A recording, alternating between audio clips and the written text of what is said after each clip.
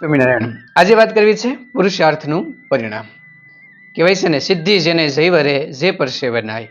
જે મહેનત કરે એમને સિદ્ધિ વર્તી હોય છે અને દુનિયાની શ્રેષ્ઠતમ ઊંચાઈ સુધી તે પહોંચી શકે છે.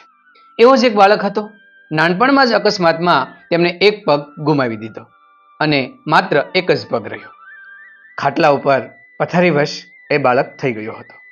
આજુબાજુથી બધા સંબંધીઓ તેમની ખબર કાઢવા આવતા હતા. આ નાના એવા બાળકને જોઈ અને એ દુઃખી થઈ જતા હતા કે હવે આ શું કરશે, જેમને એક જ પગ છે માત્ર, તો એ આ જીવનમાં શું કરી શકશે. લોકો દુઃખી થઈ જતા.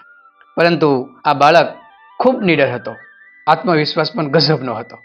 તેમને હિંમત નહોતી હારી. ઘણી વખત આપણે અન્ય વ્યક્તિની ખબર કાઢવા જતા હોઈએ છીએ અને એની પરિસ્થિતિ જોઈને ત્યાં કહેતા હોઈએ છે, અરે માડી, હવે આનું શું થશે, આ કંઈ નહીં કરી શકે, જીવનમાં હવે એને કંઈ રહ્યું નથી. આવા વાતોથી પેલો દર્દી હિંમત હારી જતો હોય છે અને એ પણ માનસિક રીતે નક્કી કરી લેતો હોય છે કે મારાથી કંઈ નહીં થાય, હવે હું કંઈ કરવાનો નથી, અને હિંમત હારી તેની જિંદગી આમ જ પૂરી થઈ જતી હોય છે. પરંતુ આ વ્યક્તિ, આ બાળક એવો ન હતો.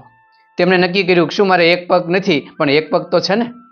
એને પોતાની ખામીને પોતાની ખૂબી બનાવી અને મહેનત કરવાનું શરૂ કર્યું. પરંતુ એને તો માનસિક મહેનત આગળ લીધી. અલગ અલગ પુસ્તકોનું વાંચન કરે, સરસ મજાના લેખ લખે અને લેખ પ્રકાશિત કરે. એના લેખ એટલા ગજબના હતા કે લોકોનું વાંચન એને કરવાનું ખૂબ ગમતું અને ધીરે ધીરે એની પ્રસિદ્ધિ વધવા લાગી. સુંદર મજાના ઉપન્યાસ લખવા લાગ્યા અને એના લેખો લોકોને ખૂબ પસંદ આવ્યા. એમનું સાહિત્ય જેવું બહાર પડતું, લોકો વાંચવા માટે પડાપડી કરતા.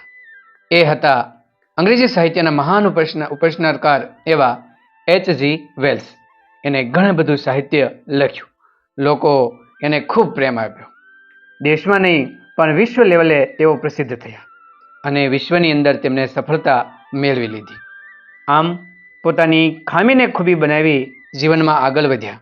આમ ઘણી વખત આપણે આપણી ખામીને જોઈ અને નિરાશ થઈ જતા હોય છે, પરંતુ તેમણે મહેનત કરી તો તેમને ફળ મળ્યું. કહેવાય છે ને, પરિશ્રમે હિ સિદ્ધંતિ કાર્યાણી ન મનોરથે ન સુપ્તસ્ય સિંહસ્ય પ્રવેશ્યતિ મુખે મૃગાહ. જંગલનો રાજા ખુદ સિંહ હોય, જો એ મુખ ફાડીને ઊભો રહે ને તો હરણા તેના મોઢામાં આવીને જતા. એમને પણ હરણાની પાછળ દોડવું પડે છે, પરસેવો પાડવો પડે છે, ત્યારે જ હરણા એમનું ભોજન બને છે અને એ જમી શકે છે. આમ જંગલનો રાજા હોવા છતાં પણ તેમને જો પરિશ્રમ કરવો પડતો હોય તો આપણે પણ માણસ છીએ, તો કંઈ સફળતા મેળવવા માટે જરૂર મહેનત કરવી પડે. આમ H.G. વેલ્સે દુનિયાભરમાં પ્રસિદ્ધિ મેળવી અને પોતાના જીવનની અંદર ઉચ્ચતમ શિખરો પ્રાપ્ત કર્યા. વંદન છે તેમની મહેનતને.